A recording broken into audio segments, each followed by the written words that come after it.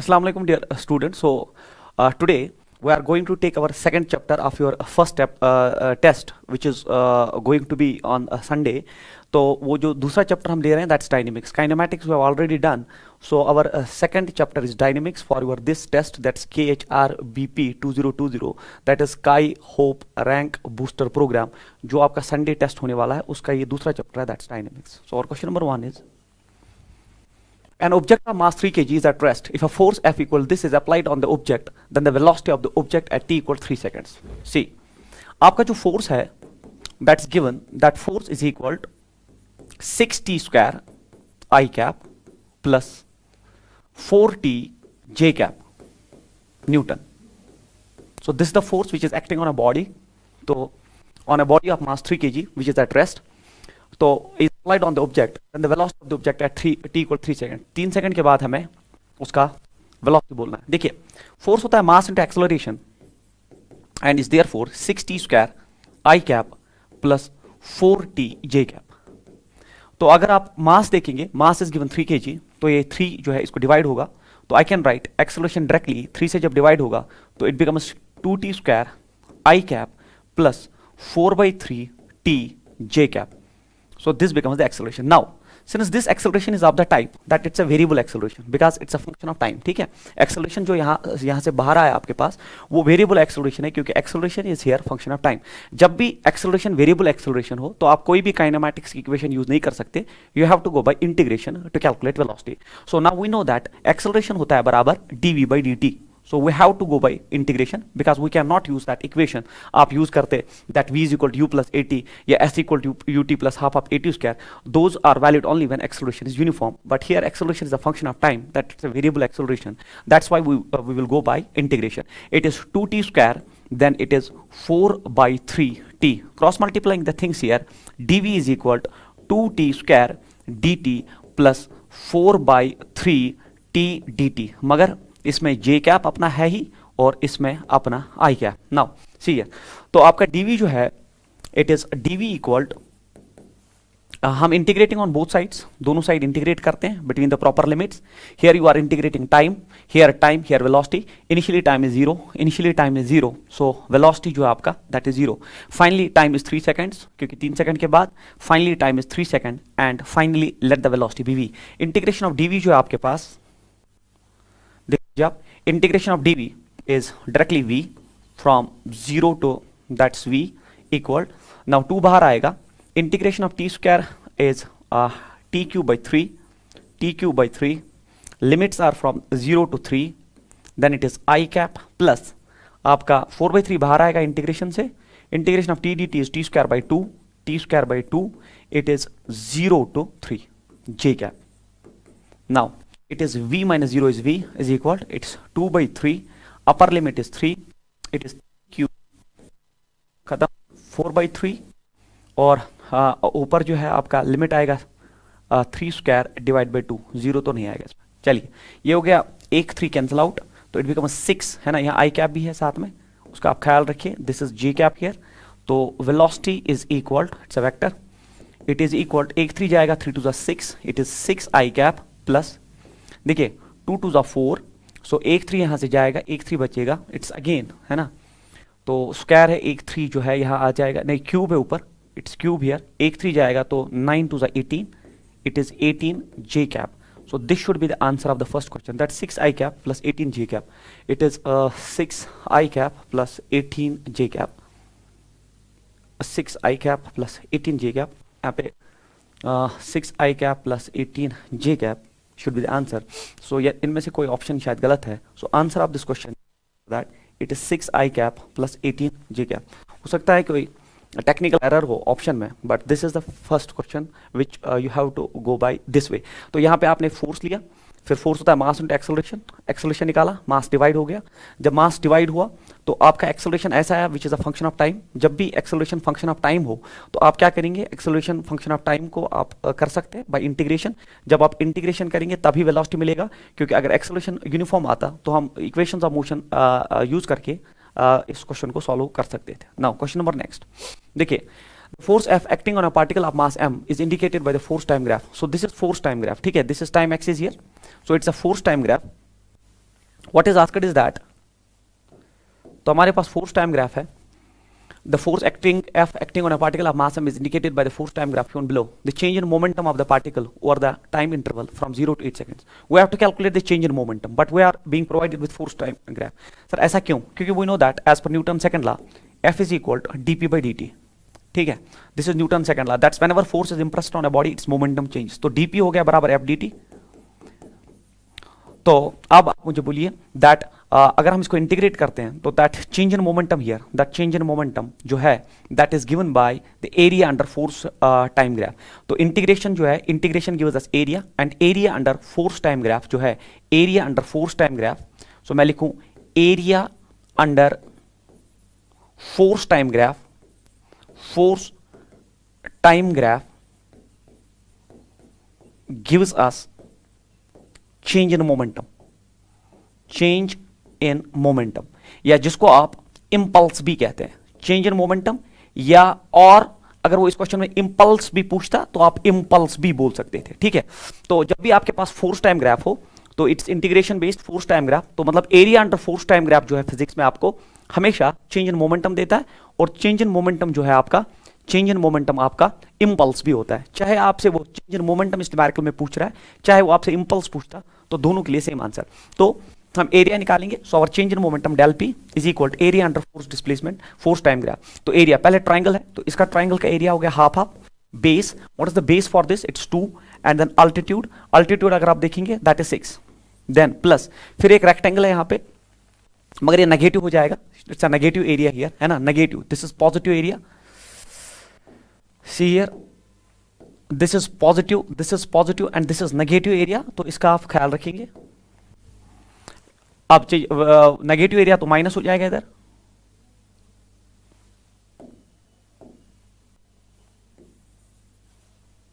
so minus negative area, what is that, it is this that is a length into breadth, that is 3 into the breadth is here, it's only 2 4 तक, then it is a plus क्योंकि positive area है, plus rectangle again, length is here, it is that is 4 क्योंकि 8 minus 4 is 4 here, 4 multiplied by that height, that is 3. तो आसान है, आप देख लीजिए 2 2 जाएगा तो डेल पी इज इक्वल, यहां बचा ये 6, इट्स -6 प्लस 12, 6 6 जाएगा, del p is equal 12. So 12 newton second should be the answer of this question. तो 12 newton second should be the answer of this question. तो याद रखिए आप, फोर्स टाइम ग्राफ के अंदर जो एरिया आता है, since integration gives us area and area under force time graph gives us change in momentum, and change in momentum हमारा इंपल्स भी होता है. चाहे वो आपसे चेंज इन मोमेंटम पूछे इंपल्स, आप दोनों का आंसर जो है इस area under the graph force time graph से आप निकाल सकते हो. देन क्वेश्चन नंबर नेक्स्ट देखिए, find the acceleration of blocks and tension in string between 1 kg and 3 kg. 1 kg और 3 kg जो है, जो ब्लॉक्स में जो रोप है उसमें हमें टेंशन बोलना है. We have to calculate tension in the rope which is present between masses 1 and 3 kg. तो पहले हम इसमें सारे फोर्सेस डिजाइन करते हैं. What are the forces acting on the bodies here, see here. देखिए हमें पता है इस पे ग्रेविटी फोर्स डाउनवर्ड्स है, तो जी का वैल्यू जो है वो हम 10 लेंगे, तो इसका mg that is 5 into 10 that is 50 Newton downwards. तो इस पे 50 न्यूटन का फोर्स डाउनवर्ड्स है, तो 50 न्यूटन का फोर्स जैसे डाउनवर्ड्स, तो यहाँ tension always acts away from the point of contact, tension always acts away from the point of contact, away from the point of contact and away from the point of contact. In a single rope tension remains same because we believe that our string is massless. तो tension same. फिर ये दूसरी string है तो इसमें different tension develop होगा. अब sir इसमें वेट क्या होगा, देखिए इसका जो वेट है तो again it is 1 into g, 1 into g is 10 Newton, 10 Newton wait downwards. इसका वेट देख लीजिए आप, इसका वेट जो है that is 3 into g, 3 into 10 it is 30 Newton, तो इसका 30 न्यूटन. अब ये डिफरेंट स्ट्रिंग है तो मान लीजिए इसमें टेंशन डेवलप हुआ टी डैश, तो इसमें नीचे की तरफ होगा develop T dash, because for two different strings we have two different tensions, but for a particular string we have a single tension because our strings are massless. तो अब आप देख लीजिए इधर, देखिए 5 kg ज्यादा है इन कंपैरिजन टू 3 + 1, 4 kg से ज्यादा है, तो ये सारा सिस्टम नीचे की तरफ एक्सेलरेट करेगा इधर. तो acceleration will be like this, तो ये मास नीचे आएगा और ये दोनों मास ऊपर जाएंगे. सो हम पहले एक्सेलरेशन निकालेंगे और जैसे हमारे पास एक्सेलरेशन आएगा फिर टेंशन. पहले मैंने सारे फोर्सेज जो है इसमें निकाल दिए, सारे forces. This is called as free body diagram. ठीक है, फ्री बॉडी डायग्राम में आप हर एक ऑब्जेक्ट पे, हर एक जो ब्लॉक है इस पे सारे फोर्सेस दिखा रहे हैं, और using that proper gravity force tension, एक स्ट्रिंग में एक ही टेंशन रहता है, अगर स्ट्रिंग वैरी करती है तो डिफरेंट टेंशन हो जाता है। तो अब आप देख लीजिए, देखिए ये एक्सेलरेट नीचे कर रहा है क्योंकि ज्यादा वेट है, ये कम वेट है ऊपर जाएगा। अब मुझे बोलिए आप, तो इसका मतलब ये जो डाउनवर्ड फोर्स है वो टेंशन से ज्यादा है, तो this force minus tension is equal to mass into acceleration, because force minus force equal to force. तो मैं लिखूंगा फर्स्ट 50 माइनस टी, क्योंकि 50 टी से ज्यादा है क्योंकि एक्सेलरेट नीचे कर रहा है, तो force minus force is equal to force. Force होता है mass into acceleration, that is 5a equation first. उसके बाद अब आप यहां आइए, यहां पे आइए, आप देखिए इस ब्लॉक के लिए ये ऊपर जा रहा है, इसका मतलब टी जो है वो 30 न्यूटन से ज्यादा है अगेन। तो मैं लिख सकता हूं टी माइनस 30, मगर एक तो 30 वेट डाउनवर्ड्स है और टी डैश भी नीचे है इस ब्लॉक की वजह से, तो मैं लिखूंगा माइनस टी डैश, ठीक है ना, क्योंकि both are opposing this tension. Tension ऊपर की तरफ जो टी है वो इन दो फोर्सेस से ज्यादा है, क्योंकि both are in the same direction, they simply got added, then it is equal to mass into acceleration. Mass of this block is 3, mass of this block is 3, acceleration ऊपर की तरफ a, इक्वेशन नंबर सेकंड। उसके बाद अगर आप इस block को देखेंगे, ये भी तो ऊपर जा रहा है, तो T dash is greater than 10, तो मैं लिखूं T dash minus 10 is equal mass into acceleration, mass इसका 1, एक्सेलरेशन इसका a, इक्वेशन नंबर थर्ड। अब एडिंग ऑल द 3 इक्वेशंस, अगर मैं इनको ऐड करता हूं तो एडिंग ऑल थ्री इक्वेशंस, अगर आप तीनों इक्वेशंस को ऐड करते हैं तो plus T minus T cancel out, इसी तरह minus T dash plus T dash cancel out, ये हो गया 50, ये हो गया माइनस 30 माइनस 10 माइनस 40, 50 में से 40 आप कैंसिल करिए तो यहां बचा 10 इज इक्वल, ये हो गया 5 प्लस 3 8 प्लस 1 9, इट्स 9a, तो a is equal 10/9 metre by second square. So first you have calculated the acceleration of the system, तो इस पूरे सिस्टम का एक्सेलरेशन जो है that is 10/9 metre by second square. अब वो इस ब्लॉक का भी एक्सेलरेशन है, इस ब्लॉक का भी, इस ब्लॉक का या पूरे सिस्टम का। अब आप बोलिए, अब आपको टी डैश निकालना है, तो आप लास्ट ब्लॉक को पकड़ के टी डैश निकाल सकते हैं। You can take this in your calculations. अब मुझे बोलिए आप, देखिए T dash minus 10 is equal mass that is 1, acceleration is 10/9, क्योंकि आपने निकाल दिया। अब आप मुझे बोलिए टी डैश इज इक्वल, तो ये हो गया 10/9, 10 भी उधर जाएगा, प्लस 10/9, 10/9 ये हो गया 90, 90 प्लस 10 हो गया 100, T dash is equal 100/9, it is Newton is the tension in the string which is present between masses 3 and 1 kg। तो ऐसे क्वेश्चंस में आप सारे फोर्सेस इंडिविजुअली बनाइए, फिर देखिए कौन सा साइड ज्यादा भारी है वहां की तरफ एक्सेलरेट करेगा सिस्टम, और हल्का वाला साइड ऊपर की तरफ अपोजिट डायरेक्शन में एक्सेलरेट करेगा। Then you design the equations as per that force minus force is equal force, कौन सा फोर्स ज्यादा है और कौन सा कम है, उनका सब्ट्रैक्शन आपको फोर्स देगा, वो मास इनटू एक्सेलरेशन से। तो this is how to go for this. तो हमने इसका एक्सेलरेशन भी निकाला और हमने टेंशन भी निकाल दिया। Now question number next, this is if m is the mass of the pulley, find the force exerted by the clamp on the pulley। देखिए m जो है मास ऑफ द पुली है, मतलब जो पुली यहां पे इन्वॉल्वड है, here we have a pulley actually, so I will use a different colour here. देखिए दिस इज अ पुली है, ठीक है, ये एक पुली है और इसका मास दिया गया है m, the mass of the pulley is m, और इस पुली के ऊपर से एक रोप आपने टाई की है जिसको एक मास सुमाल आपने कनेक्ट कर दिया। हमसे पूछा गया है if m is the mass of the pulley find the force exerted by the clamp on the पुली। ये क्लैंप है यहाँ पे, क्लैंप, इसका क्या मतलब है सर, इसकी वजह से, इस क्लैंप की वजह से इस पुली पे कितना फोर्स है, ठीक है, ये हमें निकालना है। हाउ टू कैलकुलेट दैट, सी ये बहुत ही इंपॉर्टेंट क्वेश्चन है और एंट्रेंस में बहुत एक्सपेक्टेड रहता है। सी इस पे फोर्सेस कौन कौन से है सर, हमें पता है इस पे weight that is m into G, इसका वेट। तो जैसे इस पे वेट डेवलप होगा तो टेंशन रोप में डेवलप होगा always away from the point of contact. तो यहां पे भी कांटेक्ट से नीचे टेंशन, तो यहां पे भी कांटेक्ट से इधर टेंशन, और यहां पे भी टेंशन, क्योंकि सिंगल रोप। अब पुली का जो है चूंकि उसका भी मास है तो उसका भी वेट डाउनवर्ड्स होगा, और वो वेट होगा बराबर m इंटू जी, कैपिटल M इंटू जी। अब आप मुझे बोलिए फ्रॉम द डायग्राम, अगर आप देखेंगे चूंकि ये स्टैटिक है, यहां ये फिक्स्ड है, ये नीचे नहीं आ रहा है, तो T is equal to mg। So from diagram चूंकि ये इक्विलिब्रियम पे है तो आपका T जो है वो स्मॉल mg के बराबर है। Your T is equal to small mg, your T is equal to small mg, आपका T जो है वो स्मॉल mg के बराबर है। अब आप देखिए यहां पे T आपने निकाल दिया, इसमें थ्रू आउट T आपका स्मॉल mg के बराबर। नाउ सी इस पुली पे जो आपका पुली यहां पे है इन्वॉल्वड, तो मैं यहां पे पुली बनाता हूं, इसको ये है clamp, this is your clamp like this. तो इस पे अब पुली पे मास m है इसका अपना, तो यहां पे दो फोर्सेस डाउनवर्ड्स हैं। कौन कौन सा फोर्स? एक तो पुली का वेट दैट इज mg और टेंशन, तो एक तो टेंशन है नीचे की तरफ और इसका वेट है डाउनवर्ड्स, वो है कैपिटल mg। तो ये दो फोर्सेस, और पुली को इधर से जो फोर्स डेवलप्ड है that is only tension. So from diagram मैंने सिर्फ ये पार्ट इससे बाहर निकाला। आप पुली पे देखिए, एक तो टेंशन है नीचे की तरफ और पुली का वेट है डाउनवर्ड्स, और यहां की तरफ टेंशन है, मगर टेंशन आपको पता है mg के बराबर है। अब मुझे बोलिए, इस पे दो डाउनवर्ड फोर्स और ये यहां की तरफ फोर्स, तो मतलब अगर मैं पुली को फिर से बनाऊं, अगर मैं पुली को फिर से बनाऊं और क्लैंप को यहां पे बनाऊं, तो मुझे बोलिए आप, नीचे की तरफ इस पे दो फोर्सेज है, तो मैं लिख सकता हूं T plus mg, capital mg, क्योंकि when two forces are in the same direction they got added, दोनों फोर्सेस डाउनवर्ड्स है, और यहां की तरफ इस पे एक ही फोर्स है, वो है टेंशन। अब ये दो फोर्सेस ऐसे हैं that they are at right angle to each other, so resultant force will be in this direction, है ना। इन दो का रिजल्टेंट फोर्स जो है उसको मैं एक डिफरेंट कलर से यहां प्रेजेंट करता हूं। So I will take a different colour. देखिए, इन दो का रिजल्टेंट जो है वो यहां की तरफ एक्ट करेगा। वो जो रिजल्टेंट फोर्स होगा, वो जो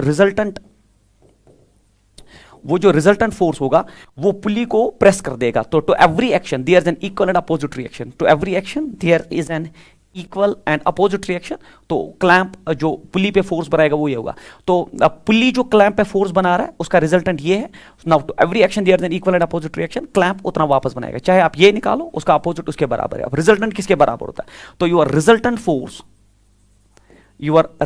फोर्स जो है that is equal to root of that is T square plus it is T plus mg, but it is capital mg का होल स्क्वायर। नाउ ये आ गया। अब T का वैल्यू ड्रॉप करिए इसमें।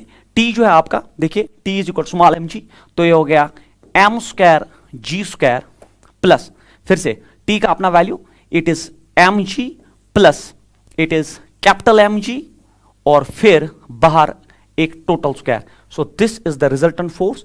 ये आपका रिजल्टेंट फोर्स बनता है जो पुली क्लैंप पे बनाता है और क्लैंप उस पे वापस बनाएगा with this option.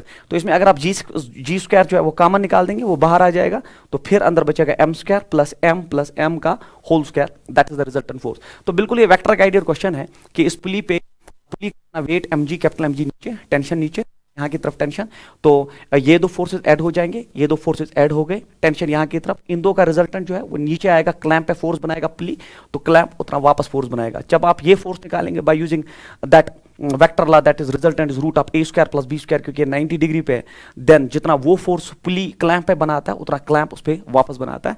So this is how to go for this question. Now question number next, देखिए, find the reading of the spring balance shown in the figure. जो स्प्रिंग बैलेंस है इस पे रीडिंग आपको इसकी रीडिंग निकालनी है, but since the whole system is moving upwards with an acceleration g/10, so it becomes a non inertial frame. So it is a non inertial frame of reference.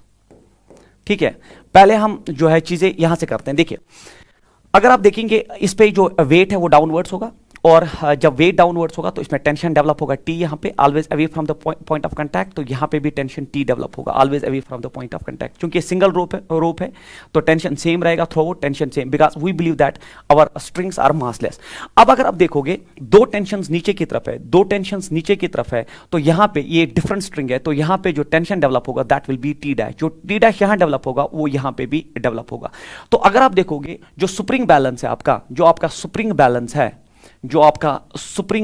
है वो जो रीड करेगा वो T dash को read करेगा, मगर T dash आप देखिए वो 2T के बराबर है। So from diagram it is clear that आपका जो T डैश है that is equal to 2 times T, है ना। Very much clear from the diagram कि स्प्रिंग बैलेंस जो रीड करेगा, जो रीडिंग करेगा, जो उसको लोड है, वो लोड है इसको T डैश के बराबर है।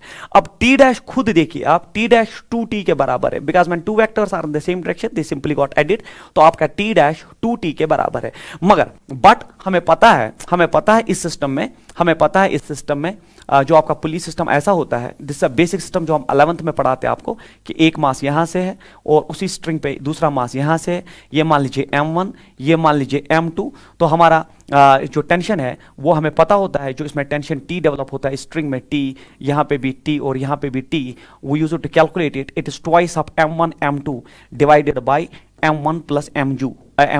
So this is your tension. ये टेंशन मैं इसमें ड्रॉप करूंगा तो आपका T डैश आएगा बराबर ट्वाइस ऑफ, तो फिर टी का value it's twice of m1 m2 divided by m1 plus m2, तो मल्टीप्लाइड बाई, यहां g भी होता है तो मल्टीप्लाइड बाई g।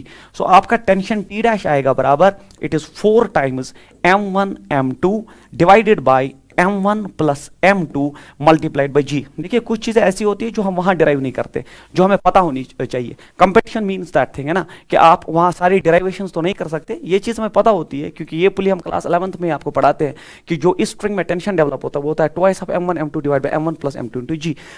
क्योंकि ये t डैश 2t के बराबर है, t dash is 2t, t का वैल्यू मैंने ड्रॉप कर दिया तो आया ये। बट ये था जब आपको जो है इनर्शियल फ्रेम ऑफ रेफरेंस। अब non inertial frame of reference में पूरा लिफ्ट ही ऊपर जा रहा है, जब लिफ्ट ऊपर जा रहा है तो इस पे थ्रस्ट नीचे की तरफ आएगा, तो ये बनेगा g प्लस जी बाई 10, है ना। आपने पढ़ा होता है non inertial frame of reference में कि लिफ्ट बेस्ड न्यूमेरिकल कि अगर ये एक आदमी है तो इनर्शियल फ्रेम में इस पे सिर्फ वेट डाउनवर्ड्स एक्ट करता है, मगर अगर ये बाहर एक्सेलरेट करता है non inertial frame of reference बनता है तो इस पे एक थ्रस्ट, इस पे एक सीडो फोर्स डाउनवर्ड्स एक्ट करता है, वो ma के बराबर होता है। तो इसका वेट अब जो आएगा that is mg plus ma, है ना। तो ये हो जाएगा m बाहर, ये बनेगा g plus a, that is what is non inertial frame of reference. तो वही हुआ कि ये जो सिचुएशन है ये तब है, ये सिचुएशन तब है जब ये एक्सेलरेट नहीं कर रहा है, क्योंकि ये पूरा सिस्टम ऊपर एक्सेलरेट कर रहा है। तो चूंकि एक्सेलरेशन अब आपको दिया है a that is g by 10, तो उसका जो सीडो फोर्स है वो डाउनवर्ड्स एक्ट करेगा, तो वो g को ऐड होगा a और a is given g by 10। तो आपका t डैश जो है वो मॉडिफाई हो जाएगा, that is 4 times m1 m2 divided by m1 plus m2, तो यहां हो जाएगा g plus a, but a is g by 10। So this is how to go for this question, ठीक है।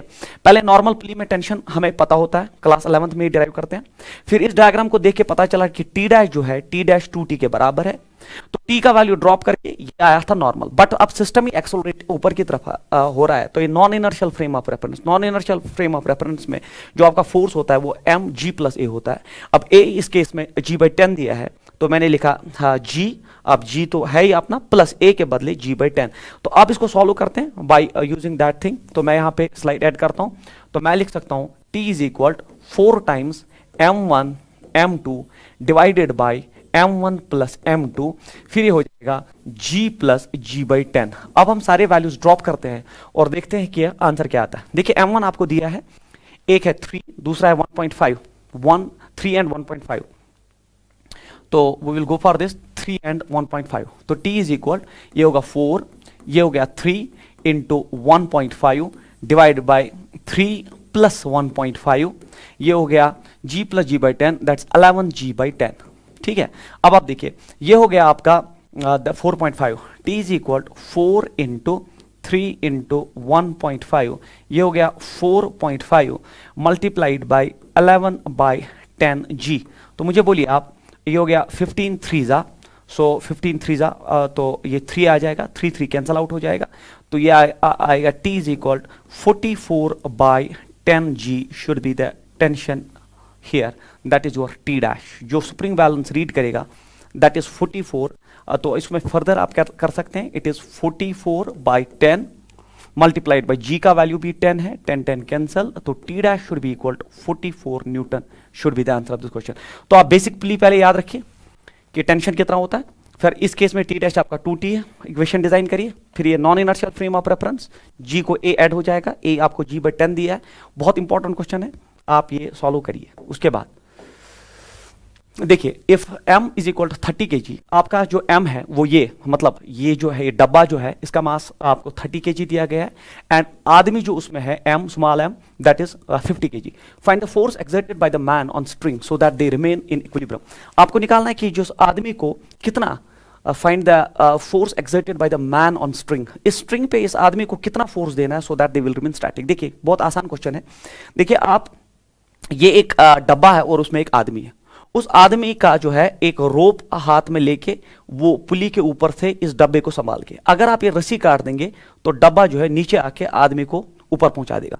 मगर आदमी ने चूंकि स्ट्रिंग को हाथ में पकड़ के रखा है, जब स्ट्रिंग को हाथ में पकड़ के रखा है तो इस मकान को इसने स्टैटिक रख दिया है, ना अभी ऊपर जा रहा है ना नीचे जा रहा है। हमसे पूछा गया है कि कितना फोर्स इसको देना पड़ रहा है, कितना फोर्स स्ट्रिंग में इसको देना पड़ रहा है, so that the system is in equilibrium, that they are static. इतना तो क्लियर है, अगर ये रोप यहां काट दी जाए तो ये डब्बा जो है वो नीचे आ जाएगा, जब ये नीचे आ जाएगा तो आदमी ऊपर पहुंच जाएगा। मगर इस आदमी ने यहां से रोप टाई करके अपने हाथ में रखी है और सिस्टम पूरा इक्विलिब्रियम में है, तो हमें पूछा गया फोर्स कितना है।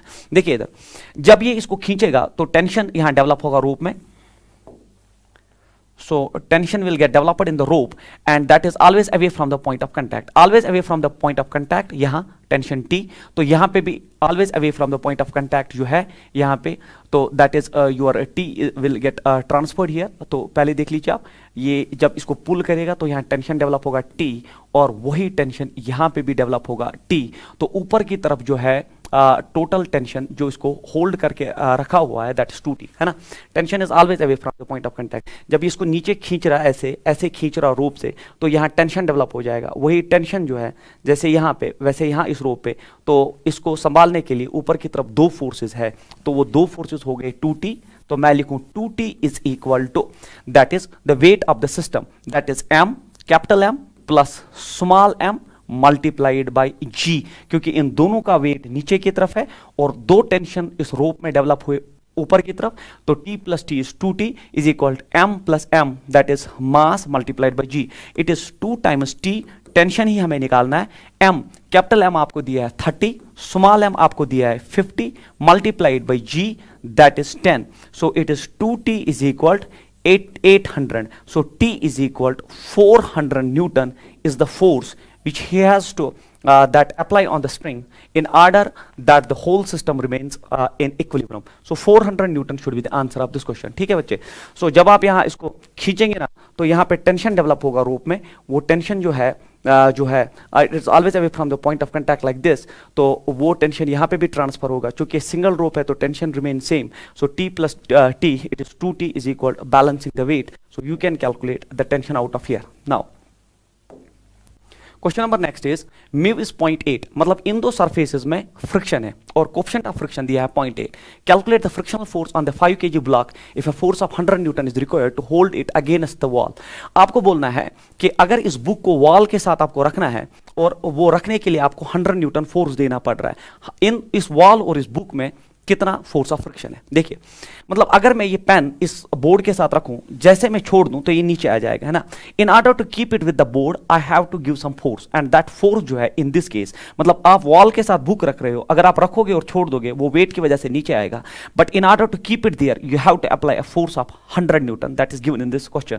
तो coefficient of friction between the two surfaces is 0.8 that is given. हमसे पूछा गया है कि इस बुक का जो फ्रिक्शनल फोर्स है वो कितना है। ये बहुत इंपॉर्टेंट क्वेश्चन है और बहुत बार एंट्रेंस में पूछा गया। नाउ सर फोर्सेस कौन कौन से हैं? देखिए इसका वेट डाउनवर्ड्स एक्ट करेगा, इसका जो वेट है वो डाउनवर्ड्स एक्ट करेगा and that is equal 5 into G that is 50 Newton. जैसे वेट डाउनवर्ड्स एक्ट करेगा तो ऊपर की तरफ फ्रिक्शनल फोर्स डेवलप करेगा। फ्रिक्शनल फोर्स होता है म्यू इनटू नॉर्मल रिएक्शन।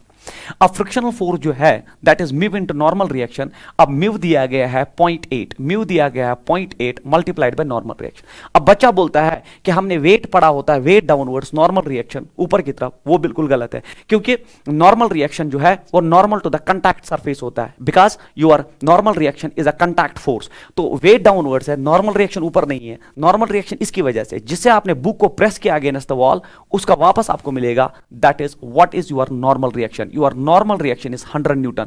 तो जो आपने अप्लाइड फोर्स दिया ना उसको in order to keep it with the wall, वो एक्चुअली एक्ट करेगा उस पे और वही इस पे वापस रिबाउंड बैक करके आपको नॉर्मल रिएक्शन, तो उसने आपको नॉर्मल रिएक्शन दिया है दैट्स 100 न्यूटन। सो यहां पे मल्टीप्लाई हो जाएगा 100, तो ये बनेगा 80 न्यूटन। तो फोर्स ऑफ फ्रिक्शन जो आया पहले इंस्टेंट में दैट इज 80 न्यूटन। और आप देखिए पहला ऑप्शन 80 न्यूटन है, but this is a wrong option. 80 Newton is not the answer. Sir ऐसा क्यों? देखिए अब ऊपर की तरफ फोर्स है 80 न्यूटन और नीचे जो इसको नीचे लाना चाहता है वो 50 न्यूटन है, क्योंकि अप्लाइड फोर्स है जो इसको नीचे खींचना चाहता है। This is our applied force, this is not applied force, this is the force which provides the normal reaction. Applied force वो जो इसको नीचे लाना चाहता है। Your applied force is 50 newton and the frictional force is 80 newton. This is called as limiting value of friction. तो आपका applied force जो है आपका अप्लाइड फोर्स जो है वो less than limiting value of friction है, क्योंकि जो फोर्स उसको नीचे खींचना चाहता है जिसको हम अप्लाइड फोर्स कहते हैं वो सिर्फ 50 न्यूटन है, और जबकि इसका लिमिटिंग वैल्यू जो है वो 80 न्यूटन है। देखो 50 न्यूटन जो है that is less then 80 Newton. The body will not come into motion, क्योंकि फ्रिक्शनल फोर्स ज्यादा है और अप्लाइड फोर्स कम है। जब फ्रिक्शनल फोर्स ज्यादा है और अप्लाइड फोर्स कम है, body will remain there and it is called a static friction. And our answer is therefore आपका फोर्स ऑफ फ्रिक्शन जो है वो अप्लाइड फोर्स के बराबर होता है, that is 50 newton. So answer is 50 newton. इस पे हम ग्राफ भी पढ़ाते हैं आपको, तो याद रखिए जब अप्लाइड फोर्स लिमिटिंग वैल्यू से कम होता है तो बॉडी मोशन में नहीं आती है, उस केस में अप्लाइड फोर्स ही आपका फ्रिक्शनल फोर्स होता है। बिकॉज पहले जो लिमिटिंग वैल्यू जो होता है उसको ब्रेक करने के लिए उतना फोर्स कम से कम चाहिए। जब वो ब्रेक होता है फिर जो बॉडी मोशन में आती है उसको हम काइनेटिक फ्रिक्शन कहते हैं, तो वो म्यू के मल्टीप्लाइड बाय नॉर्मल रिएक्शन से कैलकुलेट किया जा सकता है। मगर यहाँ अप्लाइड फोर्स उतना कैपेबल ही नहीं है कि वो लिमिटिंग फ्रिक्शन तक पहुंचे, तो उस केस में आपका अप्लाइड फोर्स ही आपका फ्रिक्शनल फोर्स होता है। क्योंकि आपने ग्राफ पढ़ा होता है applied force versus frictional force, applied force versus frictional force, तो graph is like this, graph is a straight line, then it comes down and this becomes kinetic, this is called as the limiting value of friction. तो आपका applied force पहले यहां पहुंचा ही नहीं, जितना applied force उतना frictional force. आपने 50 Newton force apply किया, आपका फ्रिक्शनल फोर्स भी 50 न्यूटन है। जब लिमिटिंग पे आएगा उसके बाद हम काइनेटिक निकाल सकते हैं। तो पहला ऑप्शन इसमें बिल्कुल रॉन्ग है, second option is the correct answer of this question, very important numerical. उसके बाद as shown in diagram breaking tension of the rope is 220 Newton. तो ये monkey और rope based numerical है। find out minimum time in which the monkey can climb the rope, very important for your medical entrances। मैं आपको इसका concept पहले समझा देता हूं। so I will add a slide here and I will make things clear। देख लीजिए, ये आपका रोप है और इस पे एक मंकी चढ़ना चाहता है, तो एक मंकी जो है इस पे ऊपर जाना चाहता है। So this is a monkey here, ये मंकी है, ठीक है, दिस अ मंकी, और इसको जो है इस मंकी को ऊपर जाना है, ठीक है, ये ऊपर जाना चाहता है विद सम एक्सेलरेशन ए। देखिए जब ये रोप को खींचता है नीचे, क्योंकि ऊपर जा रहा है, जब ये रोप को खींचता है नीचे तो टेंशन बढ़ जाएगा, क्योंकि ऊपर जा रहा है तो रोप को नीचे धकेल रहा है। जब नीचे धकेल रहा है तो ऊपर टेंशन बढ़ जाएगा, तो मतलब ऊपर टेंशन आ जाएगा और नीचे इसका वेट है, नीचे इसका वेट है। तो मुझे बोलिए T is greater then mg, तभी जाके ऊपर जा रहा है। तो आप सीधे यूज कर सकते हैं T minus mg। So force minus force is equal to force that is mass into acceleration. क्योंकि इस मंकी का मास m है तो आप लिख सकते हैं T है बराबर फिर mg plus a। So this becomes the condition जब मंकी ऊपर जाता है। बिल्कुल ये लिफ्ट बेस्ड न्यूमेरिकल है कि आप एक लिफ्ट में है और वो ऊपर एक्सेलरेट कर रहा है तो आपका वेट होता है mg प्लस a। जब वो नीचे आता है आपका वेट होता है mg माइनस a। और जब मंकी ऊपर जाता है तो टेंशन बढ़ना चाहिए, क्यों? क्योंकि जब वो रोप को नीचे खींचता है तो टेंशन बढ़ जाता है। अगर वो नीचे उतरता, अगर मंकी नीचे उतरता तो ये रोप को पीछे धकेल देता तो टेंशन कम होता, ये बनता g minus a. It is as simple as that. जो आप लिफ्ट बेस्ड न्यूमेरिकल्स करते हैं तो ये। अब इसमें एक चीज आता है that is called as breaking tension. That breaking tension वो टेंशन होता है जिसपे रोप ब्रेक कर सकती है। जब टेंशन बनता है ब्रेकिंग टेंशन के बराबर, when tension becomes breaking tension, तो that is the maximum tension which it can bear. Acceleration बनता है मैक्सिमम एक्सेलरेशन। मतलब इस इक्वेशन में ऐसा है कि मंकी जब मैक्सिमम एक्सेलरेशन से जाएगा तो इस स्ट्रिंग में जो टेंशन डेवलप होगा that is called as breaking tension. तो अब टेंशन रिप्लेस होगा ब्रेकिंग टेंशन से, और जिस पे रो ब्रेक हो सकती है that is mg plus acceleration maximum. मतलब जब वो मैक्सिमम एक्सेलरेशन से ऊपर जाना स्टार्ट करेगा तो वो मैक्सिमम टेंशन डेवलप करेगा स्ट्रिंग में, और उस टेंशन को हम ब्रेकिंग टेंशन कहते हैं। तो ये याद रखिए आप that when acceleration becomes maximum, जब वो मैक्सिमम एक्सेलरेशन से ऊपर जाता है तब रेसी में डेवलप होता है ब्रेकिंग टेंशन, मतलब वो टेंशन जिसपे रेसी आप ब्रेक हो सकती है। अब हम न्यूमेरिकल पे वापस आते हैं। देखिए मंकी का मास है 20 kg, तो मतलब इसका वेट जो है मंकी मैं बनाता हूं इधर, ठीक है। तो I will make this thing for you people. तो मान लीजिए बच्चे ये मंकी है इधर, ये आपका मंकी है और इसको ऊपर जाना है। इसका मास जो है वो 20 kg है, मतलब इस पे जो डाउनवर्ड फोर्स है वो वेट है, और वो होता है 20 × 10 that is 200 Newton wait downwards. अब as shown in the diagram breaking tension of the rope is 220, मतलब रोप का ब्रेकिंग टेंशन दिया है तो T ब्रेकिंग इज प्रोवाइडेड, तो मतलब मैक्सिमम टेंशन जो ये रस्सी बियर कर सकती है वो 220 न्यूटन है। Find out the minimum time in which the monkey can climb the rope, मतलब 4 मीटर लेंथ की रोप को मिनिमम टाइम में ये जो लगेगा इसको क्रॉस करने में वो आप निकाल दीजिए। मतलब ये मंकी यहां से जब ऊपर जाएगा, 4 मीटर लेंथ का रोप है, तो मिनिमम टाइम निकालना है जो इसको यहां से टॉप तक ले सकता है। अब मुझे बोलिए मिनिमम टाइम के लिए इसको मैक्सिमम एक्सेलरेशन से जाना पड़ेगा। Very simple, for minimum time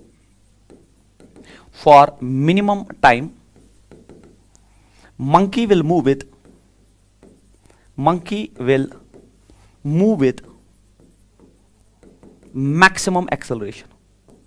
तो फर्स्ट थिंग, और जब वो मैक्सिमम एक्सेलरेशन से जाएगा तो उसमें ब्रेकिंग टेंशन होगा, तो tension is provided that is 220 breaking tension. तो वेरी सिंपल, तो T that is breaking is equal to M, it is G plus A maximum. Maximum acceleration से बच्चों जब जाएगा, क्योंकि हमें मिनिमम टाइम निकालना है, for minimum time to climb monkey will move with maximum acceleration. तो जब मैक्सिमम एक्सेलरेशन से जाएगा तो टाइम उसका जो है मिनिमम होगा।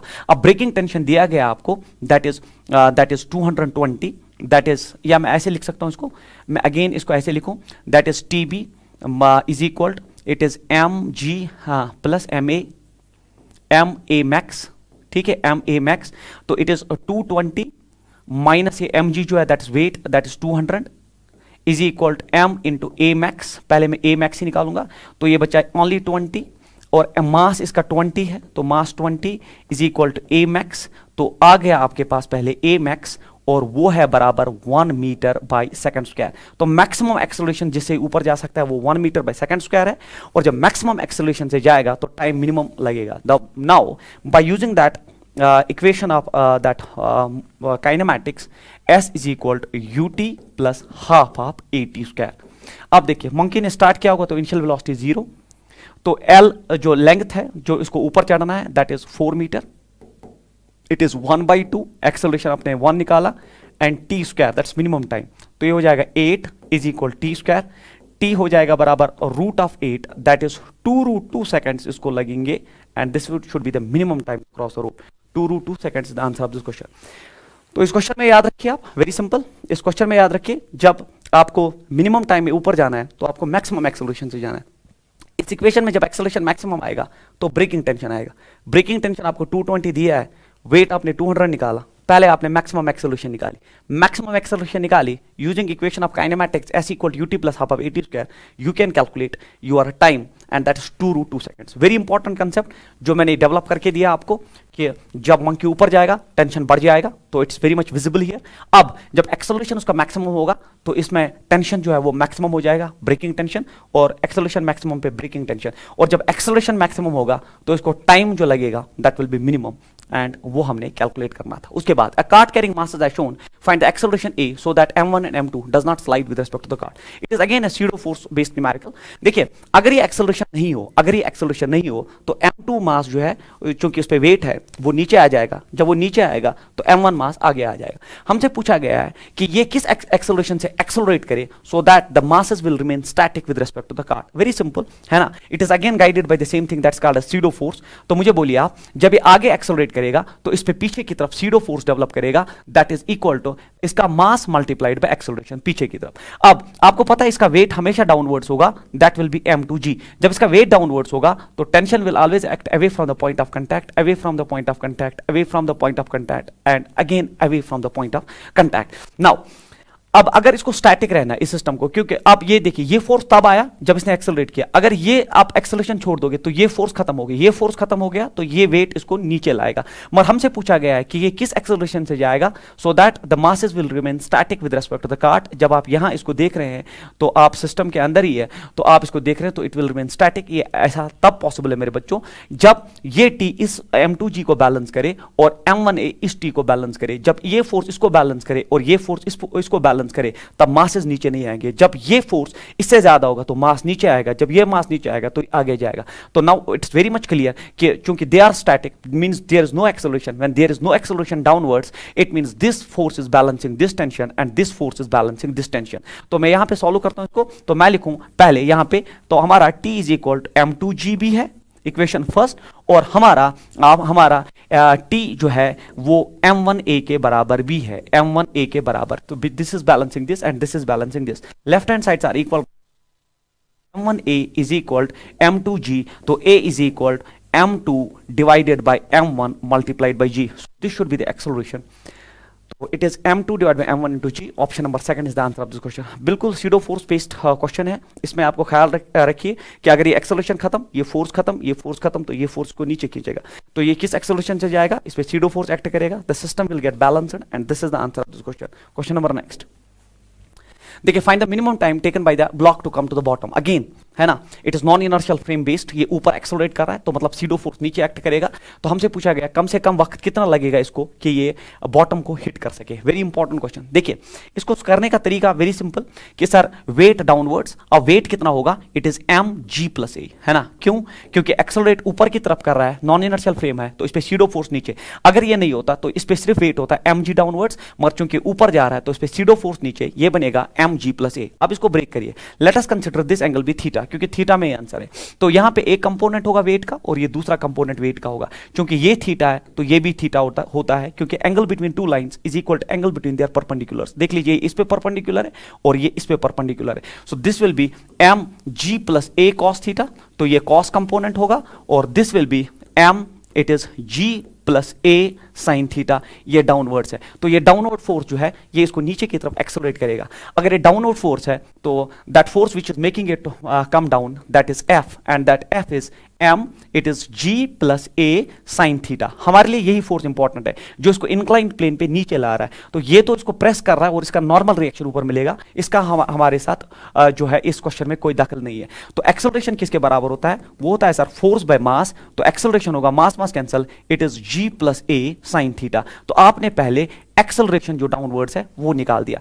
तो अब फिजिक्स में एक रूल है, जिस डायरेक्शन में आप जाते हैं उस डायरेक्शन का लेंथ, उसी डायरेक्शन का एक्सेलरेशन, उसी डायरेक्शन का टाइम पीरियड, क्योंकि उसको यहां से नीचे आना है और हमसे मिनिमम टाइम पूछा गया है, तो हम सारे पैरामीटर इसी डायरेक्शन वाले यूज करेंगे। We know that S is equal U T plus half of A T square. Initial velocity block का 0 है, ये उड़ जाएगा, s is the length, that's L is equal 1/2 acceleration जो इसको नीचे ला रहा है, that is g plus a, then it is sin theta multiplied by t square, cross multiply 2L ऊपर वो नीचे आएगा, तो 2L ऊपर नीचे it is g plus a, then it is sin theta, T square है उधर, तो मैं यहाँ टी रखूंगा, यहाँ आ जाएगा root, so this should be the answer of this question. So very much simple, T is equal 2L root of G plus A sine theta, so first option. Very simple, physics में एक rule ऐसा याद रखिए, जिस direction की आप बात करते हैं उसी के सारे पैरामीटर, उसी का लेंथ, उसी का वेलोसिटी, उसी का एक्सेलरेशन और उसी का टाइम पीरियड। पहले आपने देखा इस डायरेक्शन में एक्सेलरेशन, इस डायरेक्शन में एक्सेलरेशन है जी प्लस ए साइन थीटा, फिर लेंथ भी वही और वहां का time period, the minimum time taken is this one.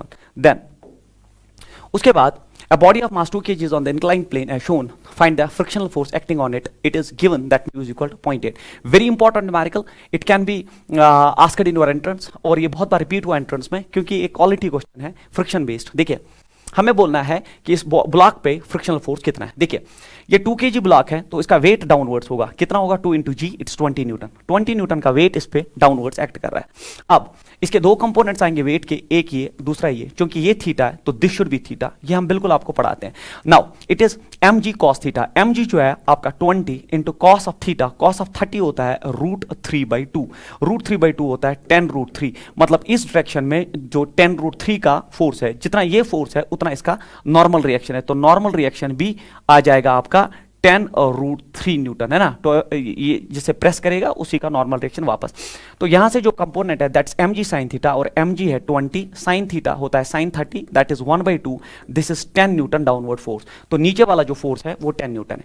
अब मुझे बोलिए, जब ये फोर्स इसको नीचे खींचेगा तो पीछे की तरफ फ्रिक्शनल फोर्स डेवलप होगा, वो फ्रिक्शनल फोर्स होता है बराबर mu into normal reaction. Mu is provided and that is 0.8 multiplied by normal reaction. Normal reaction आपका है 10 रूट 3, तो ये आ गया दैट्स 8 रूट 3। 8 रूट 3 को आप जब मल्टीप्लाई करते हैं इट इज 13 पॉइंट समथिंग, तो 13 पॉइंट समथिंग न्यूटन जो है पहला ऑप्शन होता है वहां पे, तो ऑप्शन नंबर ए यहां पे हमने नहीं लिखा है, it is 13 newton. Second option जो है that is 10 Newton.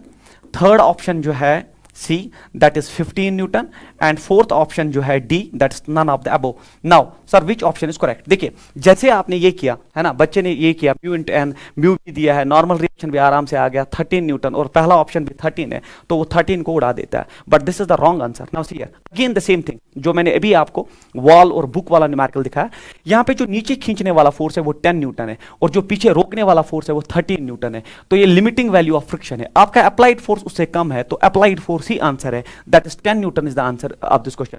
Again that F applied is less then limiting value of friction, this is the peak value of friction, maximum value of friction, जिसको आप लिमिटिंग वैल्यू कहते हैं, मगर आपका applied उससे कम है, 10 is less than 13 point something, therefore आपका फ्रिक्शनल फोर्स अप्लाइड फोर्स के बराबर होता है, और ये होता है 10 न्यूटन। ये हम फ्रिक्शन में आपके साथ क्लासरूम में डिटेल डिस्कस करते हैं, और जो अभी मैंने बुक वाला न्यूमेरिकल जो वॉल के साथ आपने जो रखा था उसको भी मैंने ग्राफिकली और ये ऐसे ही समझा दिया कि अप्लाइड जब लिमिटिंग वैल्यू से कम होता है तो अप्लाइड ही आंसर होता है, अप्लाइड जब लिमिटिंग के बराबर आ जाता है तो फिर बॉन्ड ब्रेक होने की ये रहती है और body is about to slide, और फिर अप्लाइड अगर लिमिटिंग वैल्यू से ज्यादा बॉडी मोशन में आता है तो काइनेटिक फ्रिक्शन एग्जिस्टेंस में आता है, और काइनेटिक फ्रिक्शन निकालते हैं म्यू के इनटू नॉर्मल रिएक्शन, उस वक्त कोएफिशिएंट ऑफ काइनेटिक फ्रिक्शन दिया जाता है और नॉर्मल रिएक्शन आप कैलकुलेट कर सकते हैं। Now question number next.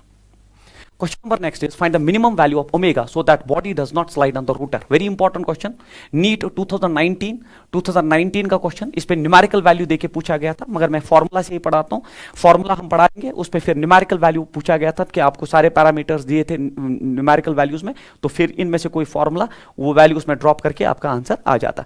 अब ये क्वेश्चन ऐसा है कि आपके पास, I will construct it again here, तो मैं यहां पे बनाता हूं, so I will add a slide here, तो you are having a rotor like this, it's a rotor या जिसको हम ड्रम कहते हैं, and this is its natural axis, और इसी पे ये रोटेट करता है। फिलहाल ये एक आपके पास एक रोटर है जो बिल्कुल हॉलो है, और आपने उसके सरफेस के साथ एक मास रखा m, तो सीधी सी बात है अगर ये रुका हुआ है और मास यहाँ रखेंगे तो वो सीधे नीचे जाएगा। क्यों जाएगा सर? वेट की वजह से। नाउ उसके बाद की कहानी ये है कि किस एंगुलर वेलोसिटी से अगर रोटर रोटेट करे, किस एंगुलर वेलोसिटी से अगर रोटर रोटेट करे, so that the mass will remain static here, that is ये नीचे नहीं आए।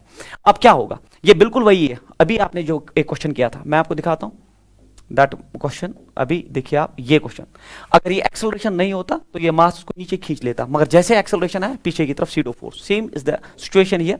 अब वो ट्रांसलेटरी केस था, ये रोटेशनल वाला केस है, बाकी कंसेप्ट सेम। देखिए जब ये एंगुलर वेलोसिटी से रोटेट करेगा तो फिलहाल पहले फोर्सेस देखिए, देखिए इसका वेट डाउनवर्ड्स एक्ट करेगा जिसका नाम होगा mg, let us consider the radius of this rotor be r। जैसे वेट डाउनवर्ड्स एक्ट करेगा ऊपर की तरफ फ्रिक्शनल फोर्स, और फ्रिक्शनल फोर्स होता है म्यू इनटू नॉर्मल रिएक्शन। अब sir normal reaction, mu is coefficient of friction between the mass and the surface of the rotor. अब नॉर्मल रिएक्शन कौन प्रोवाइड करेगा? देखिए जब रोटर रोटेट करेगा तो रोटर पे तो सेंट्रीपिटल फोर्स एक्ट करेगा, मगर यहां की तरफ मास पे सेंट्रीफ्यूगल फोर्स एक्ट करेगा, और वो आपको पता है वो mv² के बराबर होता है, but v is equal to omega r, तो आपका सेंट्रीफ्यूगल फोर्स बनेगा m ओमेगा² r। तो जिस फोर्स से ये इसको प्रेस करेगा उसका नॉर्मल रिएक्शन वापस मिलेगा, तो your n is equal to fc and is equal to m omega r। अब अगर मास को नीचे नहीं आना है तो ये फोर्स फ्रिक्शनल फोर्स उसके वेट को बैलेंस करना चाहिए, तो your frictional force should balance the weight, frictional force is mu into n should balance the weight, then frictional force is mu, normal reaction आपका जो है that is m omega r is equal to mg। देखिए m cancel out हो जाएगा तो omega हो गया बराबर g by mu r, omega हो गया बराबर root of g by mu r। So this should be the angular velocity. If with this angular velocity the rotor will rotate, so the object will remain static there, otherwise it will come down, है ना। अगर ये static हो गया ना तो ये सीधे नीचे आएगा, मगर जब वो रोटेट करता है तो इस ब्लॉक पे बाहर की तरफ सेंट्रीफ्यूगल वो उसको जब प्रेस कर देगा तो इसका सेंट्रीपिटल ये जो है इसका नॉर्मल रिएक्शन वापस मिलेगा, तो नॉर्मल रिएक्शन इस फोर्स के बराबर है। तो ये नॉर्मल रिएक्शन प्रोवाइड करने के लिए इसको घूमना पड़ेगा, और फिर आपका फ्रिक्शनल फोर्स बैलेंस करेगा वेट को, and this should be your angular velocity. The root of g by mu r, root of g by mu r, first option is correct. 2019 में आपको g भी दिया था, म्यू भी दिया था, r भी दिया था, तो आपको वैल्यू निकालना था, बाकी कंसेप्ट इसी। उसके बाद आपका ये है balloon with mass m, again NEET का क्वेश्चन पूछा गया है, वेरी इंपॉर्टेंट क्वेश्चन, ठीक है। मेडिकल में बैलून का क्वेश्चन जो है बहुत इंपॉर्टेंट होता है। Balloon with mass m is descending down with an acceleration a is less than g। क्या मतलब है? देखिए अगर ये बैलून है आपका और उसका मास m है, ये बोल रहे हैं ये नीचे आ रहा है with an acceleration a। अगर ये नीचे आ रहा है with an acceleration a is less than g, इसका ये मतलब है अगर ये फ्री फॉल होता ना a g के बराबर होता है, इसका मतलब ऊपर की तरफ कोई फोर्स है, तब a जो है that is less then g, इसका यही मतलब है। देखिए अगर ये a से नीचे आ रहा है और a g के बराबर होता है तो मतलब इस पे सीधे ग्रेविटी फोर्स है और नीचे आ रहा है, ऊपर कोई फोर्स नहीं है, तो मतलब a की फोर्स है डाउनवर्ड्स, दैट इज mg। मगर a जो है that is less then g, इसका मतलब ऊपर की तरफ कोई फोर्स है और वो फोर्स बैलून में अप थ्रस्ट ऑफ एयर होता है। तो बैलून ये है जिसका मास m है और वो नीचे एक्सेलरेशन a से आ रहा है और a लेस देन g है, इसका मतलब ऊपर की तरफ एक फोर्स है, that force is called as up thrust, क्योंकि बैलून पे अप थ्रस्ट एयर का होता है। तो फिर इसकी इक्वेशन बनाते हैं। पहले देखिए क्लियर है कि ये नीचे आ रहा है तो mg is greater than f, तो मैं लिखूं mg minus f is equal force minus force equal force. Equation A इसके साथ बिल्कुल भी नहीं छेड़ते हैं, तो ये इक्वेशन फर्स्ट डेवलप हो गई। फिर क्या पूछ रहा है? How much mass should be remove from it so that it starts moving up with an acceleration a. अब आपको बोलना है इस बैलून में से कितना मास हम रिमूव करेंगे, कितना मास हम रिमूव करेंगे सो दैट अब ये नीचे नहीं, अब ये ऊपर आना स्टार्ट करेगा। तो मतलब ओरिजिनल मास में से कुछ माइनस करना है, तो मान लीजिए आपने m0 माइनस कर दिया और जैसे आपने उतना मास इसमें से माइनस कर दिया, अभी ऊपर जाना स्टार्ट हो गया, क्योंकि ऊपर की तरफ थ्रस्ट था, अप थ्रस्ट ईयर का, और नीचे की तरफ वेट है, और वो वेट है बराबर m minus m0 multiplied by g। और it is clear now this force is greater than weight, that is why ऊपर की तरफ जा रहा है। तो मैं लिखूंगा यहां पे इक्वेशन दैट f माइनस, हाँ ये what is that, it is m minus m0 into g is equal to m minus m0 multiplied by a। Very simple. देखिए फोर्स ऊपर की तरफ, क्योंकि एक्सेलरेशन ऊपर है तो ये ज्यादा है, force minus force is equal force. अब मास m नहीं है, m माइनस m0 है। नाउ इसको सॉल्व करते हैं। इट इज f, देखिए माइनस mg, तो minus into minus plus m0g is equal to, तो मुझे बोलिए यहां पे, देखिए ये हो गया ma minus m0, it is m0a। ठीक है, इसका ख्याल रखिए आप, it is m0a, just wait.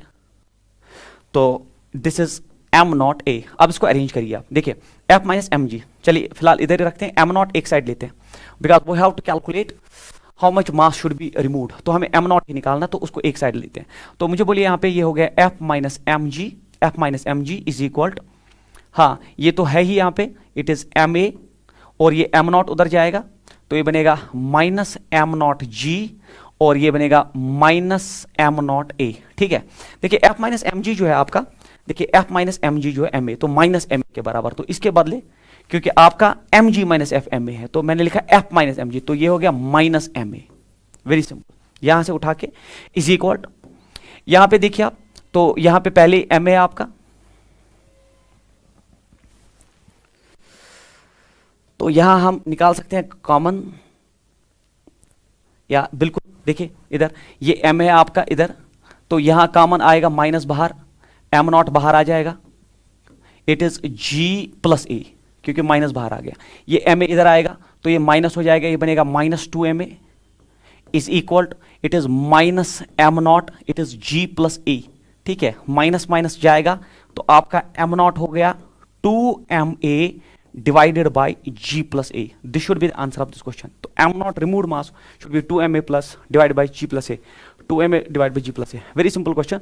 पहले मास था m और ये एक्सेलरेशन a से नीचे आ रहा था।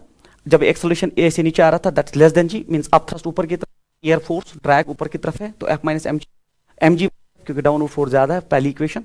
फिर आपने कितना मास रिमूव किया, अब ये ऊपर जाना स्टार्ट कर गया, तो ये फोर्स अब इससे ज्यादा हुआ, f minus force, force minus force equal force, equate किया, और फिर यहाँ से mg माइनस f का वैल्यू यहाँ पे ड्रॉप किया ma, चूंकि mg माइनस f ma है, यहाँ था f माइनस mg, तो मैंने माइनस ma लिया। बाकी मैथमेटिक्स करके आपका आंसर जो है फर्स्ट पार्ट आंसर इस क्वेश्चन का है। उसके बाद a system consists of three masses m1 m2 and m3, m1 m2 and m3 connected by string, again NEET वाला क्वेश्चन है ये, very important, friction based, passing over pulley p, तो एक ही स्ट्रिंग है जो इन दोनों को कनेक्ट कर रही है। फिर उसके बाद the mass m1 hangs freely and m2 and m3 are on the rough horizontal plane, the coefficient of friction is mu।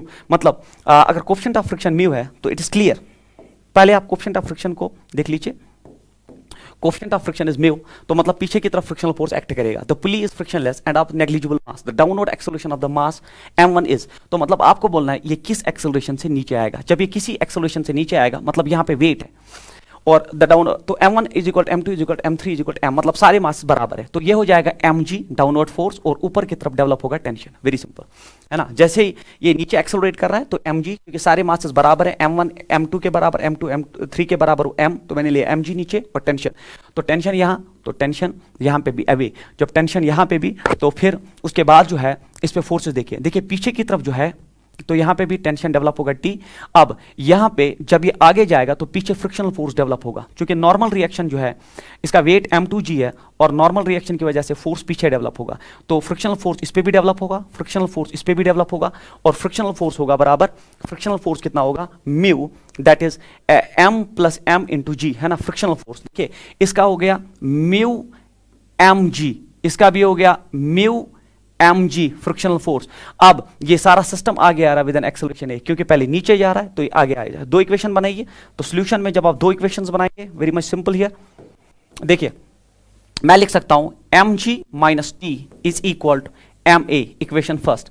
उसके बाद यहां पे आप आइए, तो यहां पे t ज्यादा है, t क्योंकि आगे जा रहा है, माइनस, देखिए ये दो फोर्सेस ऐड हो जाएंगे, ये बनेगा 2 mu mg is equal to, it is 2m into a, है ना, force minus force, force minus force is equal force 2ma, equation number second. अगर आप इन दो को ऐड करेंगे, टी चला जाएगा, टी चला जाएगा, तो यहां बचेगा mg minus 2 mu mg is equal, ये हो गया 3 टाइम्स ma। अब मुझे बोलिए आप, देखिए m और m हर साइड से जाएगा, उसके बाद ये बनेगा यहां पे, देखिए g कॉमन आ जाएगा, तो मैं यहां लिख दूं, तो आवर एक्सेलरेशन जो है हमें निकालना है, we have to calculate acceleration, yes we have to calculate acceleration. यहां g कॉमन आ जाएगा, अंदर बचेगा 1 माइनस 2 म्यू और 3 जो है वो नीचे आएगा, तो it is g/3 into 1 minus 2 mu, g/3 into 1 minus 2 mu, this is the answer, simply, है ना, क्योंकि ये फोर्स नीचे खींच रहा है mg minus T is equal to ma, ये फोर्स इसको आगे ला रहा है t माइनस, ये जो पीछे दो फोर्सेज है फ्रिक्शनल फोर्सेज ऐड हो जाएंगे, t minus these two forces is equal to ma, m जो है सम ऑफ मासेस है, दैट्स व्हाई 2ma मैंने ले लिया। उसके बाद question number next is, a block of mass m is kept on a triangular wedge of inclination theta. Assume that there is no friction. With what acceleration wedge should move so that mass m will remain static on it? ये 2019 का question है शायद, NEET का, आप check कर सकते हैं, but this is considered to be the most important question. Without this question आप एंट्रेंस में बैठ ही नहीं सकते, क्योंकि इससे वो कुछ भी पूछता है। ये एक ट्रायंगुलर वेज है जिसका इंक्लिनेशन दिया गया है थीटा, इस पे एक मास रखा है आपने जो m है, और अगर ये स्टैटिक है तो ये मास जो है because of the component of it downward जाएगा। हमसे पूछा गया block of mass m is kept on a triangular wedge of inclination theta, assume that there is no friction, इनके बीच में फ्रिक्शन नहीं, तो ये सीधे चला जाएगा। With what acceleration wedge should move, किस एक्सेलरेशन से, मतलब आप वेज को मूव कराएंगे। अब ये non inertial frame of reference बना, आप यहां बैठ के इसको देख रहे हैं, with what acceleration the wedge should move so that the mass m will remain static on it, तो किस एक्सेलरेशन से ये जाएगा सो दैट स्टैटिक रहेगा। देखिए व्हाट आर द फोर्सेस, जैसे ये एक्सेलरेट करेगा नॉन इनर्शियल फ्रेम, आप यहां पे बैठ के इस पे देखेंगे, पीछे की तरफ सीडो फोर्स एक्ट करेगा, और सीडो फोर्स होता है मास इनटू एक्सेलरेशन, एक्सेलरेशन के अपोजिट सीडो फोर्स एक्ट करता है। अब इस पे इसका वेट डाउनवर्ड्स है, that is mg, weight downwards है, तो आपको पता है कि यहां पे नॉर्मल रिएक्शन एक्ट करेगा लाइक दिस। नॉर्मल रिएक्शन के दो कंपोनेंट्स, एक कंपोनेंट यहां से, दूसरा कंपोनेंट यहां से। अब angle between two lines is equal to angle between their perpendiculars, तो आप देखिए ये लाइन इस पे परपेंडिकुलर है और नॉर्मल इस पे परपेंडिकुलर है, so this is theta here, this will B n cos theta and this will be n sin theta. For this block to remain static, n sin theta अगर ma को balance करता है और n cos theta अगर mg को balance करेगा, net forces जो है कंकरेंट फोर्सेस, उनका नेट इफेक्ट जो है वो जीरो आएगा और फिर इट विल रिमेन स्टैटिक, क्योंकि कोई फोर्स अब इसको नीचे नहीं खींच रहा। अब मुझे बोलिए, तो मैं लिखूंगा for this to be balanced then n sin theta जो आपका है should be equal to ma and your n cos theta जो है, n cos theta आपका जो है mg के बराबर है, dividing the two nn will go, mm will go, it is tan theta is equal to a by g, क्योंकि आपसे एक्सेलरेशन पूछ रहा है तो it is g tan theta is the acceleration। अगर एक्सेलरेशन से मूव करता है ट्रायंगुलर वेज तब ब्लॉक नीचे नहीं आएगा, तो g tan theta is the answer of the question। Very important numerical. तो किस एक्सेलरेशन से वेज, अगर आप एक्सेलरेशन नहीं दोगे ना, देयर इज नो फ्रिक्शन, ये नीचे स्लाइड हो जाएगा। तो नॉन स्लिपिंग का क्वेश्चन है ये, किस एक्सेलरेशन से मूव कराएंगे, तो फिर फोर्सेस क्या है, सीडो फोर्स एक्ट करेगा और नॉर्मल रिएक्शन के दो कंपोनेंट्स, अगर ये कंपोनेंट इस कंपोनेंट को n sin theta ma को बैलेंस करता हो, n cos theta mg को balance, it will remain static there. Now this is a very important question. Then figure shows a uniform rod of length 30 centimeter having a mass of it's 3 kg. ठीक है, this is wrong here. This is 3 kg mass. ठीक है, the string shown in the figure are pulled by constant forces of 20 and 32 Newton. तो मतलब ये एक block है जिसको 30 न्यूटन और 32 न्यूटन और 20 न्यूटन से खींच रहा है. ये इसकी लेंथ 20 सेंटीमीटर, ये 30 सेंटीमीटर है. पूरे ब्लॉक का मास दिया गया है, that is 3 kg. It is provided to you people that this is equal to 3 kg. फिर क्या पूछ रहा है हमसे? Find the force exerted by the 20 centimetre part. जो 20 सेंटीमीटर पार्ट है रॉड का, वो 10 सेंटीमीटर पे कितना फोर्स बना रहा है. All the surface are smooth and strings and massless. Very simple numerical. देख लीजिए आप, पहले ये एक यूनिफॉर्म रॉड है, तो 30 सेंटीमीटर टोटल लेंथ है इसकी. 30 सेंटीमीटर जो है, 30 सेंटीमीटर टोटल लेंथ है, तो 30 सेंटीमीटर का मास है 3 kg. मतलब हर 10 सेंटीमीटर का मास फिर है, हर 10 सेंटीमीटर का 1 kg, then 1 kg and 1 kg. तो मतलब अगर आपसे कोई पूछे इस 10 सेंटीमीटर का मास क्या है, तो आप सीधे बोल दीजिए टोटल मास 3 kg है, तो इस 10 सेंटीमीटर का 2 kg है, 1 kg है. 10 सेंटीमीटर का 1 kg है, तो इस 20 सेंटीमीटर का 2 kg है, क्योंकि it is uniformly distributed mass on the uniform length. The total length is 30 centimetre. 30 centimetre पे मास 3 kg है, तो यूनिटरी मेथड से मुझे बोल दीजिए हर 10 सेंटीमीटर पे 1 kg होगा. तो ये 10 सेंटीमीटर 1 kg होगा, इसके 2 10 सेंटीमीटर है, तो हो गया that is 2 kg. So this will B 2 kg and this will B 1 kg. तो हमें बोलना ये 20 सेंटीमीटर वाला पार्ट इस पे कितना फोर्स बनाएगा. वेरी सिंपल, ये इस पे टेंशन डेवलप करेगा और वही टेंशन हमें निकालना है. ये वही, अगर आप इसको ब्रेक करेंगे ना, पहले आप मुझे बोलिए इस पूरे ब्लॉक पे नेट फोर्स यहां की तरफ है 32 Newton is greater then this. देखिए यहां की तरफ इस पे 32 न्यूटन है और पीछे की तरफ इस पे 20 न्यूटन है. तो हम देखेंगे नेट फोर्स उधर है, तो ये यहां की तरफ एक्सेलरेट करेगा. वो एक्सेलरेशन कितना होता है? एक्सेलरेशन होता है net force by net mass. Net force होता है 32 minus 20, that is net force divide by net mass. Net mass आपका 3 है, तो ये A हो गया बराबर 12 divide by 3, that is 4 metre by second square. पहले आपने एक्सेलरेशन निकाल दी. जैसे आपने एक्सेलरेशन निकाल दी, अब आपको ये टेंशन निकालना है ना. एक्सेलरेशन पूरे सिस्टम का या इसका, ये टेंशन होगा ना बराबर. अगर आप इस ब्लॉक को बनाएंगे फ्री बॉडी डायग्राम इतना ही, तो इसका मास है ना 1 kg. It's mass is equal to 1 kg, क्योंकि इसका मास है 2 kg, टोटल इज 3 kg. अब यहां की तरफ इस पे टेंशन है और पीछे की तरफ इस पे फोर्स है 20 न्यूटन. वेरी सिंपल, आपने FBD बना दिया. अब चूंकि ये पूरा सिस्टम आगे एक्सेलरेट कर रहा है और एक्सेलरेशन आपने निकाला, तो t minus 20 is equal to mass into acceleration. Mass is 1, acceleration is this. So t is equal to 24 Newton is the answer of this question. 24 Newton is the answer of this question. Very important numerical. Unitary method इसमें आपने use कर दिया कि 30 centimetre पे 3 kg मास है, तो 10 centimetre पे 1 kg होगा, अगेन 10 सेंटीमीटर पे 1 kg, अगेन 10 सेंटीमीटर 1 kg. मतलब ये 20 सेंटीमीटर 2 kg का होगा और 10 सेंटीमीटर 1 kg का होगा.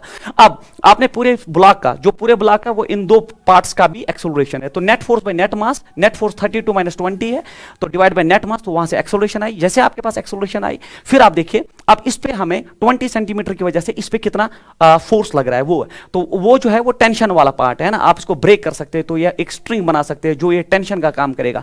तो वो टेंशन कितना है, तो t माइनस 20 है ना. t minus 20, force minus force is equal to mass. Mass is 1, acceleration आगे की तरफ, और उसी से मुझे पता चला t इज ग्रेटर देन 20, क्योंकि एक्सेलरेशन आगे की तरफ है. t minus 20 is equal to mass is 1, acceleration is 4, t is equal to 24 newton is the answer of this question. So this completes our interaction for your first test of your entrance, जो आपका Sunday होने वाला है, जिसमें kinematics और जो आपका dynamics, Newton's laws of motion, जिसमें मैंने हर कोई जो कंसेप्ट इन्वॉल्व हो सकता है वो आपके साथ डिस्कस किया, और कुछ रियर टेक्निक्स आपको पढ़ाई, जिससे आपके क्वेश्चंस में टाइम बच जाएगा. और ये numericals they are definitely going to help you in that entrance also. जो आपका टेस्ट संडे होने वाला है, या आपका जो नीट या IIT JEE आगे होगा अपने टाइम पे, तो उसके लिए भी ये बहुत ही ज़बरदस्त चीज़ें जो इसमें हमने डिस्कस की, जिससे आपका स्पीड जो है, स्पीड इंप्रूवमेंट होना चाहिए. क्योंकि मैंने बोला competition mean speed, competition speed होता है, वरना वो पेपर कोई भी फिर बाहर आके उस टाइम इंटरवल के बगैर, जो बाहर आपको टाइम रिलैक्स टाइम है, अंडर प्रेशर आप नहीं है, वहाँ पे आप कर सकते हैं. मगर उस प्रेशर में करने के लिए you should know some tricks and techniques and you should know some concept जो आपको बाकी स्टूडेंट से डिफर कर दे. Thank you so much.